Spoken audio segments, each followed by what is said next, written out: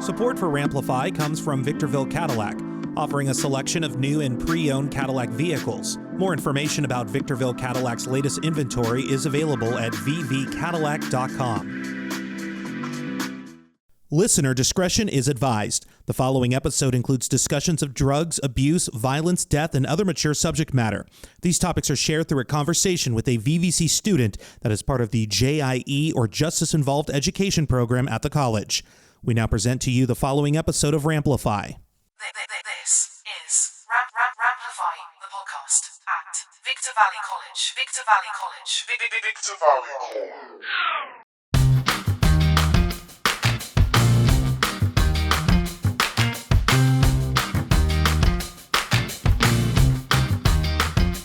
Hello, this is Ramplify, the podcast, brought to you by the Associated Student Body at Victor Valley College. I'm your host, Andrew Caravella, Media Relations Coordinator here at VVC. I just want to say thank you for checking us out exclusively through the free VVC mobile app. If you're on the go and listening to the audio version of the show, thanks again.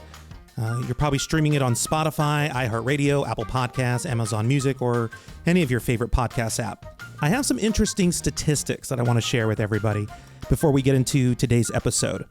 According to the Federal Bureau of Prisons, over 144,000 inmates are men. Nearly 10,000 across the country locked up in a federal prison are women. Now, you may ask yourself, what determines if you go to prison under federal law? Well, there's all kinds of activities, believe it or not. Some potential convictions could be bank fraud, embezzlement, burglary, criminal enterprise, extortion, kidnapping, homicide, immigration, national security, weapons, arson, and even drug offenses. The Justice Action Network, which is a nonprofit organization, says it's the largest bipartisan organization in the U.S. that dedicates itself to reforming the criminal justice system. They do so by lobbying, advocacy, and utilizing strategic partnerships. And according to information found on their website, about 43% of people released from federal prisons are rearrested or reincarcerated within 3 years of release. So the question is, what if there was some kind of recidivism for inmates not to reoffend and go to prison? Because the numbers go higher when you dive deeper. Rearrest rates closely correlate with past convictions. Rates range from about 30% for federal offenders with no criminal history to 80% for offenders in the highest criminal history category. What if I told you that Victor Valley College made history 1 year ago?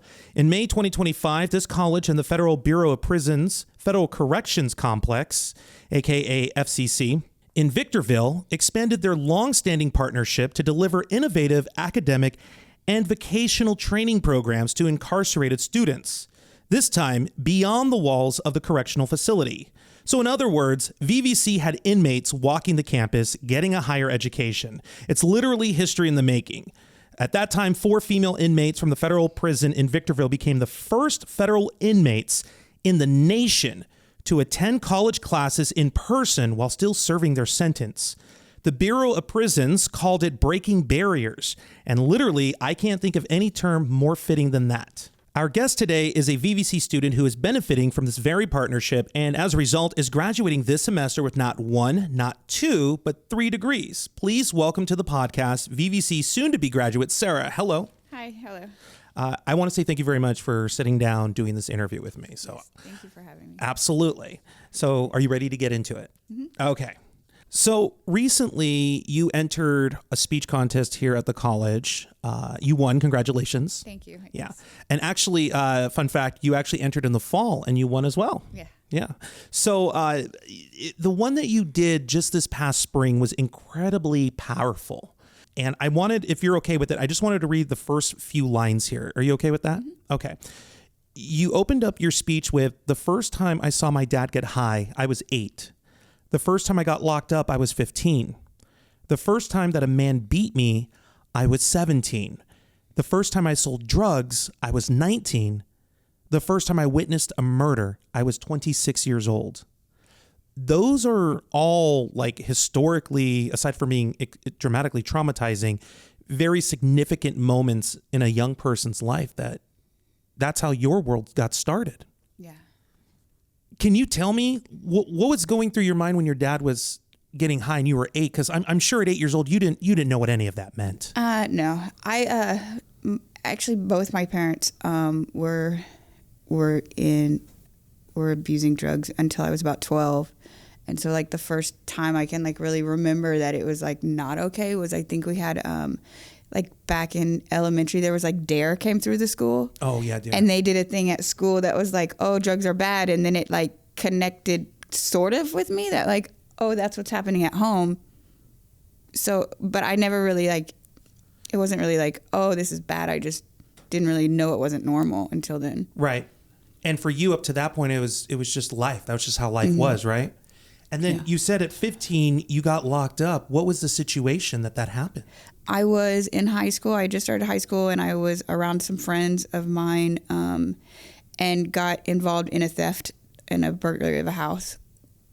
And then at 17, sadly, and this is your life, you were beat up by a man at 17. Was that like a relationship situation? Yeah, that was my my oldest son. I have a 30-year-old now, his father. And then 19, you started selling drugs.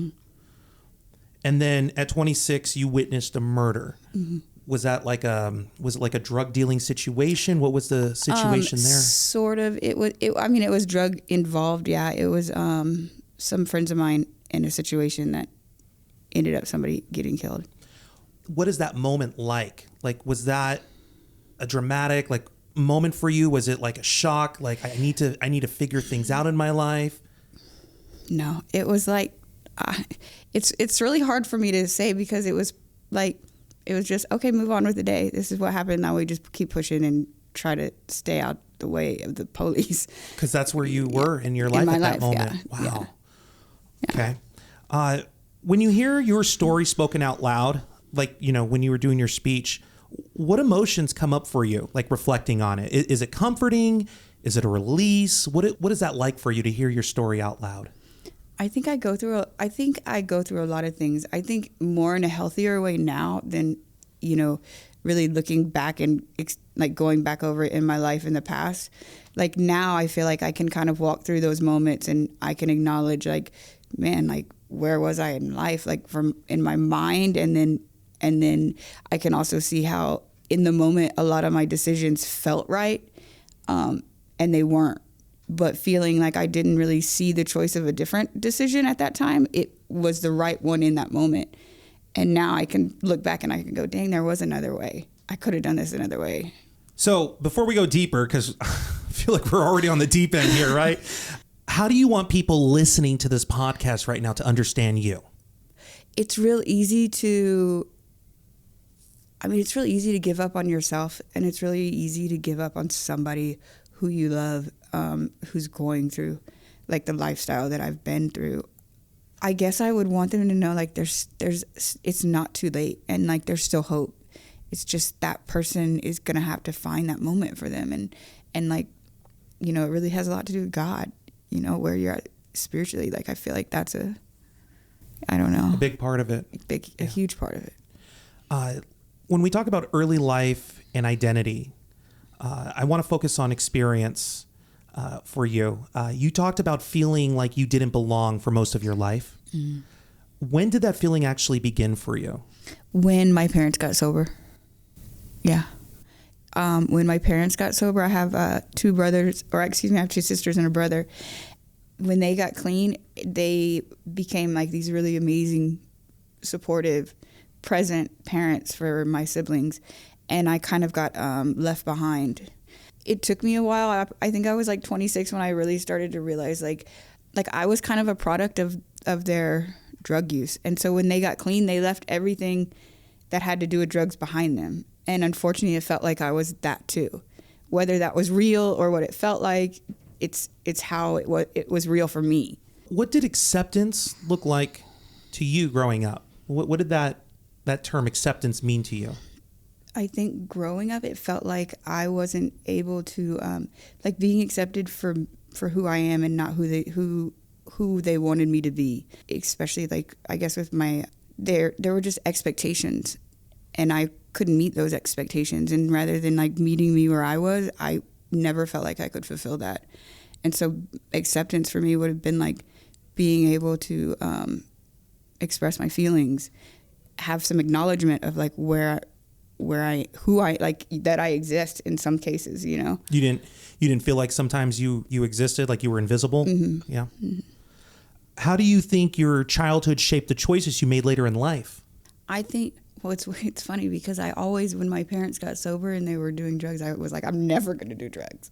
I think that it was the only way I knew how to cope. And so because of those things, it was like I learned how to not deal with things. So drug use became your survival, basically. Mm-hmm. You mentioned in your speech that you were in an abusive relationship, or relationships plural. Mm-hmm. And we've covered some pretty serious topics this past season on Ramplify, including domestic violence. Mm-hmm. How did those experiences for you affect how you saw yourself at that time? I didn't really see myself. That's how they affected me in a way that I didn't see myself. Not only did they have to really beat me up, but I was beating my own self up because I wasn't there was that acceptance of that, and so I think that. Did you kind of feel like you deserved to be in those situations, and you accepted it basically? Many times, yeah. Wow. Yeah. Okay, let's shift gears. I want to talk about addiction and the cycle of that, but we're going to be more reflective about this. You described turning to drugs as a way to cope. Mm-hmm. What were you trying to survive emotionally during that time in your life? Like looking back, I can tell you what I was probably trying to survive. At the moment, I probably couldn't even verbalize it. But looking back, I think I was trying to survive loneliness, and then it became shame, and then it became guilt, and then it was shame on top of that, and then more shame, and not being able to get out of that and be, again, my parents got clean. Well, I couldn't get clean, and so that cycle just rotates in your mind, and you get stuck there. You say get stuck there. When we talk about drug use and addiction, interventions is something that usually comes into play. Mm-hmm. And in the speech that you had done for the speech contest, you had said that interventions did not stick. Mm-hmm. What do you think was missing for you back then? So I can remember a time I told my mom, I just truly thought that I was just going to do that the rest of my life. Like I had gotten high for so long and nothing was working, whether it was their support, their love, like they tried, rehabs, whether it was jail, all the different things. Like I truly believed like that I was going to get high the rest of my life. It was just became part of me. And so like after accepting that, it was like I was defeated and that it was over. When you look back, do you see moments where things could have gone differently, or do you feel that it was like all part of a larger path? Because I mean, you mentioned God earlier, right? Mm-hmm. And everything happens for a reason, yeah. Divine intervention when we talk about stuff of that nature. Mm-hmm. So when we're reflecting and you look back at Sarah back then, mm-hmm. do you think it was a part of a larger path? Like what goes through your mind with that? Yeah, I definitely think it was part of a larger path. Do I wish that this situation would have happened to me 20 years ago? Absolutely. But at the same time, I still wouldn't be who I am sitting before you today. And I wouldn't be able to know with everything in me that you can overcome this type of a situation no matter where you are. You are listening to Ramplify the podcast, brought to you by the Associate Student Body here at VVC. We are going to take a quick break, and when we come back, we'll talk a little more to Sarah about her turning points, arrest, incarceration, and her education here at VVC, and what that all looks like. So we will be right back. Support for Ramplify comes from Victorville Cadillac, offering a selection of new and pre-owned Cadillac vehicles. More information about Victorville Cadillac's latest inventory is available at vvcadillac.com. Listener discretion is advised. The following episode includes discussions of drugs, abuse, violence, death, and other mature subject matter. These topics are shared through a conversation with a VVC student that is part of the JIE, or Justice Involved Education Program at the college. We now continue our episode of Ramplify. This is Ramplify, the podcast at Victor Valley College. Victor Valley College. Victor Valley College. And welcome back to Ramplify the podcast. I'm your host, Andrew Caravella from VVC. We are in the second part of our episode with VVC soon-to-be grad, Sarah. Sarah is one of our students that is currently incarcerated at FCC, Federal Corrections Complex in Victorville, correct? Mm-hmm. Yes. So, and you are a part of our JIE program, which is Justice Involved Education. Yes. Yes, and we're going to talk a little bit more about justice-involved education in just a second. But I want to continue the conversation about your turning point, your arrest, your incarceration. You said in your speech at the speech contest, that was the day my whole life changed. Tell me a little bit about that and what shifted internally for you after your arrest, because your arrest was drug related, correct? Mm-hmm. Yes. So before my arrest, I could feel it leading up, and I had already been I was already trying to do my own things to try to stop using. I had locked myself in my room, turned keys around, wouldn't let myself, there were just different things. And I had been praying, God, get me out of this. I can't do it. And the day that I was arrested, I was leaving. My husband had gotten out of prison a few days before I was arrested. And so I wasn't keeping anything at my house. I was keeping it somewhere else. And so when we were pulled over, they arrested me. And really, I guess maybe not that day, the arrest, but as I sat in my holding facility, and they came and they told me that they were offering me 360 months, which is a 30-year sentence to life, and that they would be willing to give me a plea, I guess you could call it, for 225 months, which is 18 months and 9 years, or 18 years and 9 months, excuse me. Okay, so 19 years. 19 years. Which is 19 years behind bars. Yeah. At that moment, it was kind of okay, this is what it is. I got less than a year for every year that I sold drugs, and I was prepared. And it was God, I could see what God was doing at that moment, that I couldn't do it. And if I even went into the extent of all the things that I tried, nothing was working for me on my own. And yeah. So your current sentence then was 19 years, mm-hmm. right? That's yes. what you're serving right now. Yes. And how much of that time have you currently served? I just started my 10th year of incarceration. Year. Okay. Mm-hmm. I want to get back to that later on in the podcast. You also shared that you feel lucky to be in prison. I would like to unpack that for our listeners who might not immediately understand that perspective. I have no doubt. I mean, in the last 10 years, I've lost hundreds of friends. The difference in I guess, with COVID, and then the difference in drugs out there right now, that at some point, it would either be me, and I'm lucky to be alive. Prison has kept me alive.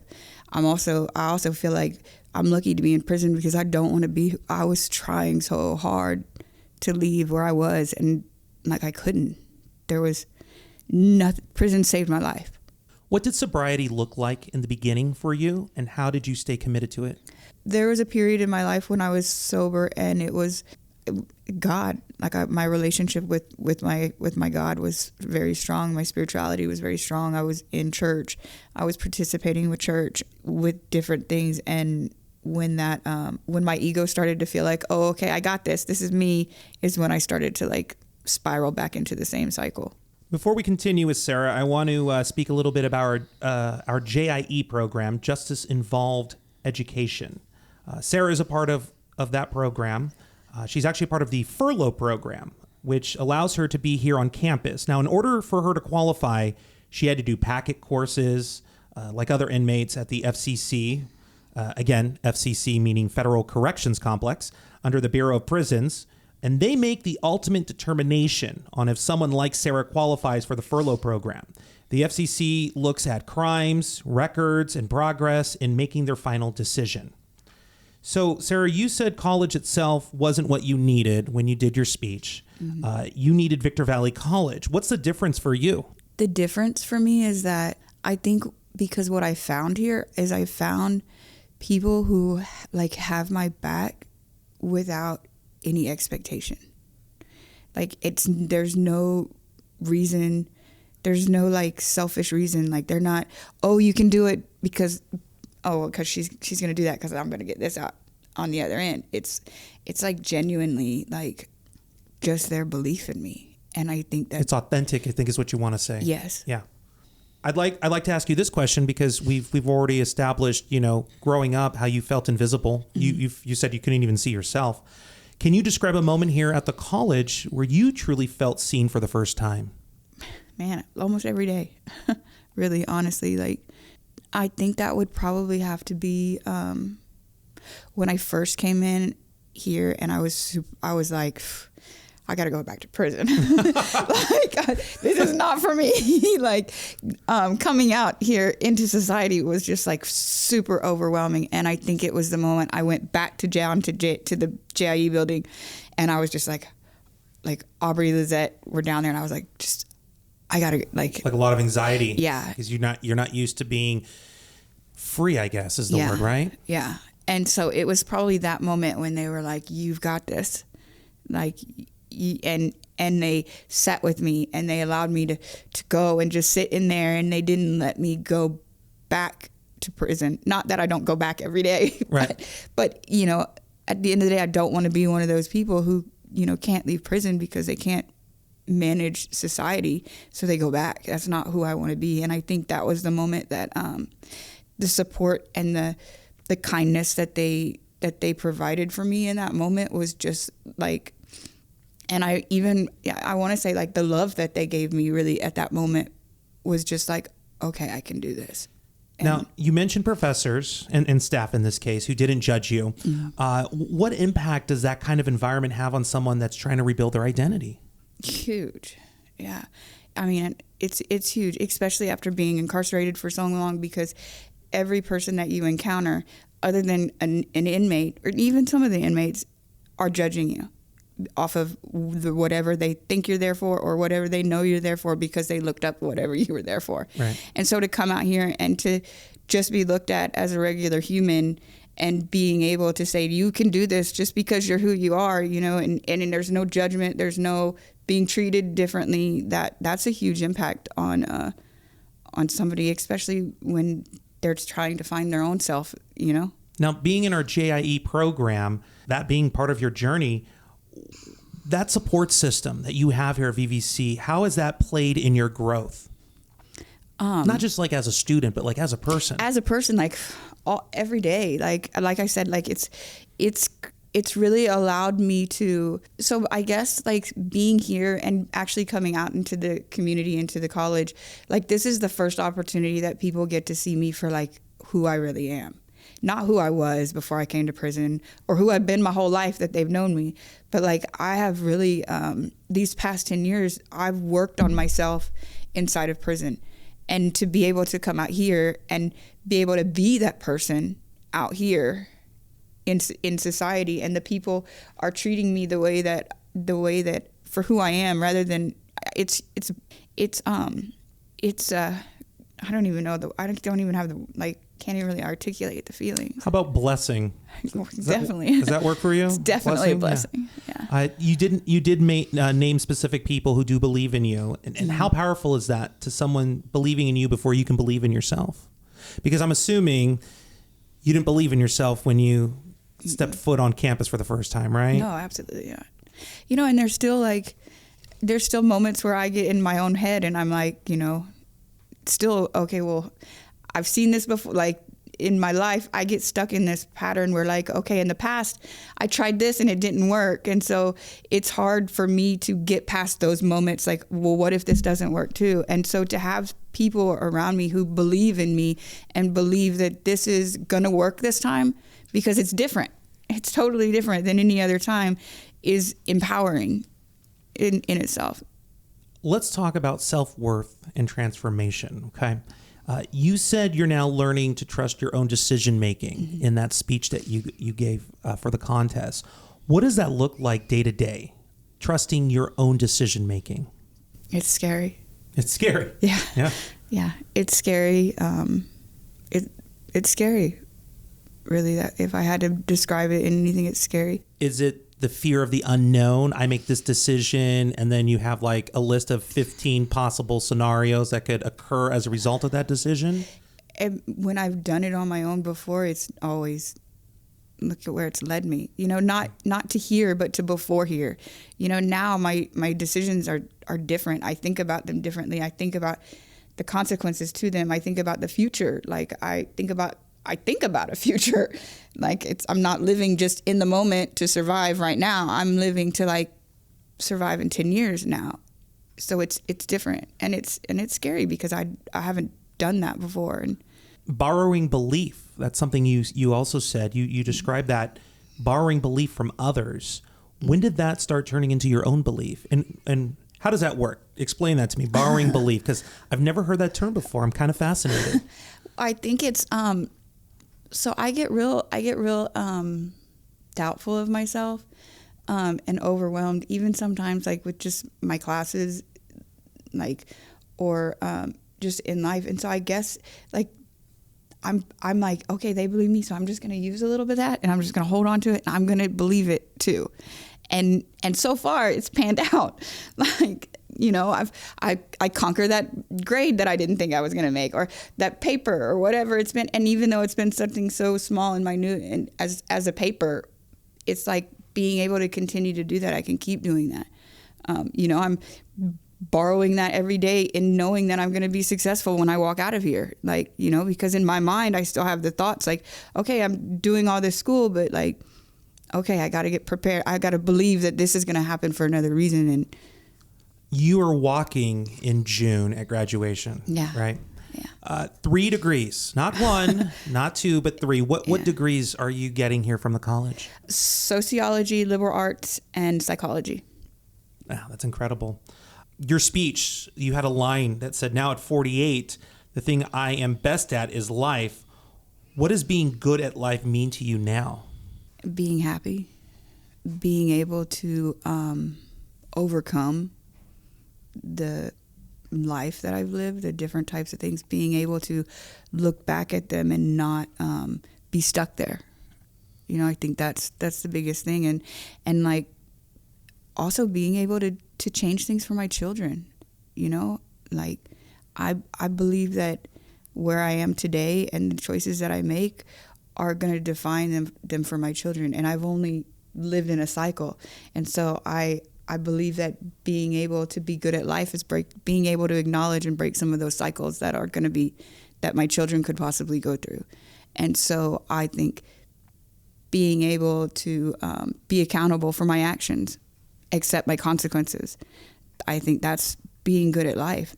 I'd like to talk about your kids for a second, because you are a mom, right? We've established that. You mentioned you started becoming a mother at about 18. Yeah. How has your journey shaped how you think about motherhood today? Because you have 3 kids, right? I have a 13-year-old, a 23-year-old, and a 30-year-old. And you spaced it all out there. Yeah. Yeah. Okay. I think about them. I think about them all differently. We've all had I've had a different experience with each one of them. I think mostly is that this situation that I'm in right now. I guess after my first year of being in prison, if I was to say that it was if it was to shape them, it would be that I realized I didn't want to be who I was anymore, and I had to use this in order to show them, like I just said, being accountable for your actions. I didn't accepting your consequences. Like if you're standing up, and I think my being honest with them about where I'm at and what I'm going through, to an extent with my youngest son, because we've had to kind of gradually, He's only known mom in prison for basically his whole life. Yeah. Because he was, about 3-ish? Yeah, he had just turned 4, I think. Yeah, when you got locked up. Talking about this program, earlier we talked about recidivism and how you're currently serving a 19-year prison sentence, reduced from 30. Are you getting a reduction in your prison sentence because you're in a program like this? No. So you will still be serving the remainder of 9 years once you leave VVC. So there are, because it's a federal case, there is like the First Step Act, which is a law that came in. That is a time credit that I can earn, but it is earned it is earned to reduce your sentence. I'm still accountable to the Bureau of Prisons until 2032, which is the remainder of my sentence. What does that look like? It could, because I have because of my conduct and my program and my length of sentence that I've been in, I have earned days that can be applied towards my release. But I'm still accountable to the Bureau of Prisons until 2032. Whether that looks like in the prison or in a halfway house, we'll see. Hopefully in a halfway house. But I would encourage you, whatever happens after you graduate from Victor Valley College, to please stay in touch and let us know. Yeah, because you're from back east, right? You're from the Midwest. I'm from Texas. You're from Texas. Yeah, I'm from H-Town. Yeah. I want to reflect now on your story. Okay. Okay. You once felt like your story was already written. Mm-hmm. When did that start to change for you? Because to me, that sounds like it's already set in stone what my fate is going to be. It felt like that. I'm gonna say probably after I came to prison, it started changing. Really, not even when I first came to prison. Probably when I had been. So I've kind of traveled around the BOP. This is technically it's my 5th institution, but my 4th. So when I left Carswell and went to Bryan, is when I really felt like there was a shift in me. You know, I had kind of spent some time. It took a long time for me to, number one, I continued my drug use when I first came to prison. Yes, that does happen, people. Yeah. Any prison documentary will show you that. So I spent my first year, almost year and a half, still getting high. Something happened at the institution, and it was like kind of awakening for me, and I was just like, okay, God, get me off this compound. And about a week later, I was designated to another facility. So I got there, and I basically kind of slept it off for the next couple of years. My body was healing and kind of getting my mind right. By the time COVID hit, and after COVID finished, I transferred to Bryan, which is another place in Texas, and it was at that moment that I was like, okay, you know what? What can I do with this? What can I do with this while I'm here? And so I did HVAC over there, and that was kind of when I realized, okay, this doesn't have to be my life. Like, I don't have to be strung out on drugs the rest of my life and not have a relationship with my family and everything be in chaos. Like, sure. If you could speak to your younger self, maybe the version of Sarah that's 15 or 19 years old, that era in your life, what would you say to that version of Sarah? You're loved. Yeah. That simple. You're loved. Mm-hmm. Do you see your path differently now as something that defines you or something that shaped you? Kind of both.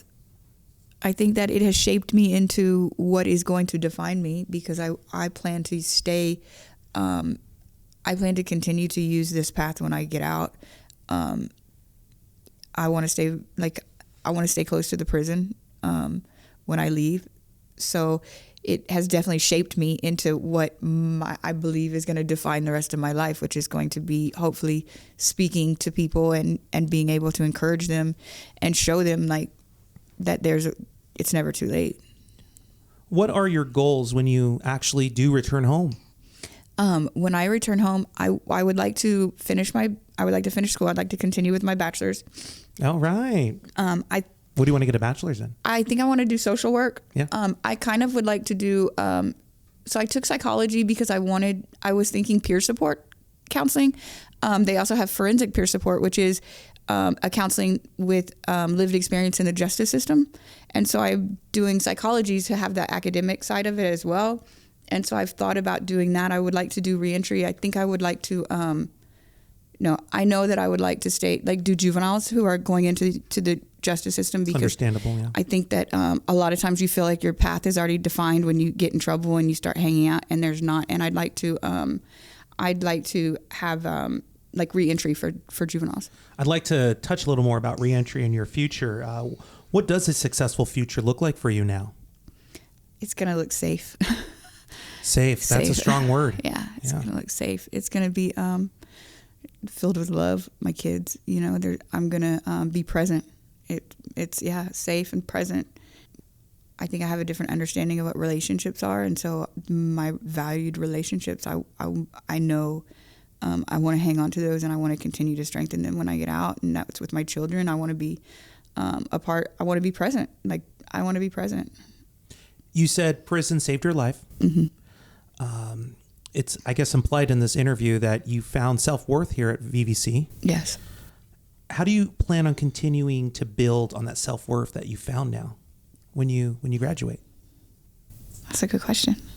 I know. That's why I asked. Yeah. I mean, I'm going to continue to it's a hard question. We'll get back to it. Okay. This one's probably not no better, but what do you want your life to represent now moving forward? You could always put it on your to-do list. Yeah. You know? I think hope, chances. There's a word I'm looking for. Like it's kind of almost like when you defy all the odds, you know, and like typically all of society believes that, like, I'm going to fail, and I'm not. I think the word you're looking for is resilience. Resilience, yeah. Resilience. Mm-hmm. I can see that in you. You're definitely resilient. Yeah. Building that self-worth. How do you plan on continuing to do that? One foot in front of the other. One day at a time, yeah? One day at a time. Yeah. One moment at a time. Go ahead. I'm going to take every moment, I'm going to acknowledge every moment that I am doing well, and I'm going to swallow it, so that way I can build my self-worth. I think that's something that I didn't do in life. In the moments that I knew that I was doing well, I didn't take the time to tell myself that. And so to continue to build my self-worth, I'm going to take those moments. We're coming towards the end of the interview, so I wanted to leave listeners with, you know, maybe an impactful message that you could give them. What would you say to someone listening right now who feels like they've gone too far or made too many mistakes? I would tell them it's never too late not to give up, and that they are loved. Yeah, a lot of reoccurring messaging, but to me, that sounds like, listening to you, that there's a lot of those common things that are missing mm-hmm. from people in those situations. Mm-hmm. And that's why that's important for them to hear that. Yeah. What do you want people to understand about justice-involved students that they often get wrong or maybe stereotype? The stereotype is that, you know, there's no point. There's no, don't do it. But I hope that my own success and the success of my fellow peers who are here with me, these ladies, can show you that if with just with a little, even a little less doubt, just with a little like, oh, okay, you can do it, that there is opportunity for it to become successful. Yeah. Like, you don't, you know, unfortunately, I feel like society has made it where, like, it's natural to doubt people in my situation.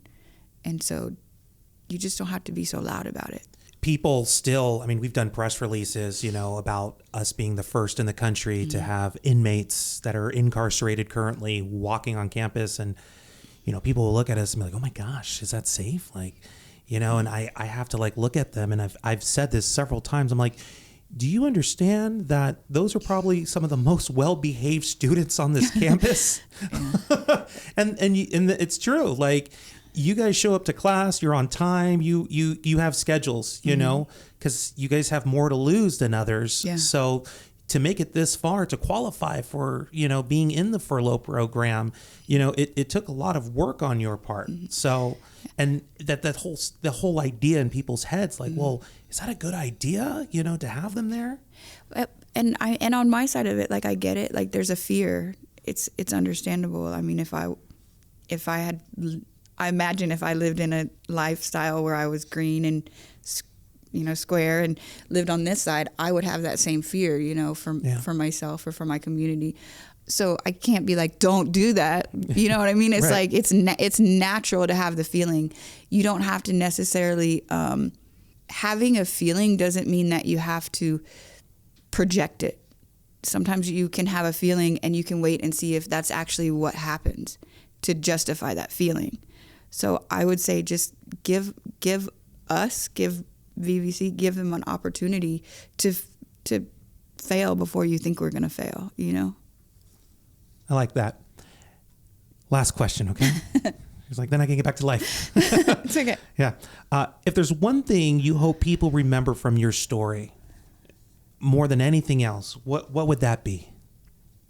I think it would be, I want to say something really good. Most of what you've said, actually all of it has been really good. So, Thanks. Yeah. I think if I would, like, if I wanted them to walk away with something from this, I think it would be like, mostly I would want people who have somebody in my situation, a loved one who is me, or maybe they're the loved one and the person listening to this, like, it's okay. You know, like, they're going to get through this. I would want them to be able to walk away knowing that it's possible. Like, there's hope. There is an area for transformation. Like, and again, like, it really boils down to love. It really does. Like, just love them through it. We want to thank everyone for checking us out exclusively through the free VVC mobile app. If you're on the go and listening to the audio version of the show, thank you for streaming on Spotify, iHeartRadio, Apple Podcasts, Amazon Music, or your favorite podcast app. Thanks for listening. Sarah, thank you so much for, I'm just going to say blessing us with your story. It was, I think, very impactful. And for the VVC students that are here in the room, I think it was truly inspiring to them. So, and I wish you the best of luck after you graduate on June 17th. And please continue to keep us informed with your journey, because it's a very, very fascinating and exciting one. Thank you. Thank you for having me. Thank you. You're welcome. All right, we'll see y'all on the next one later.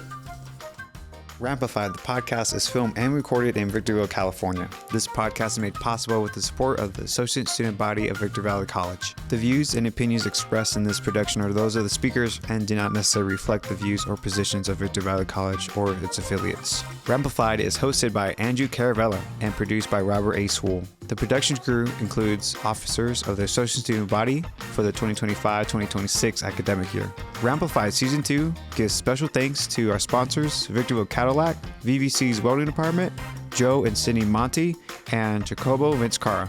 Podcast audio distribution made possible by KVVB Television. Additional sponsorship made possible through Lowe's Home Improvement in Victorville. I'm Social Science Senator Seth Cabello. For more information about this podcast, please contact info@vvc.edu. Support for Ramplify comes from Victorville Cadillac, offering new and pre-owned Cadillac vehicles with financing options, including pre-approval available. More information about Victorville Cadillac's latest inventory is at vvcadillac.com.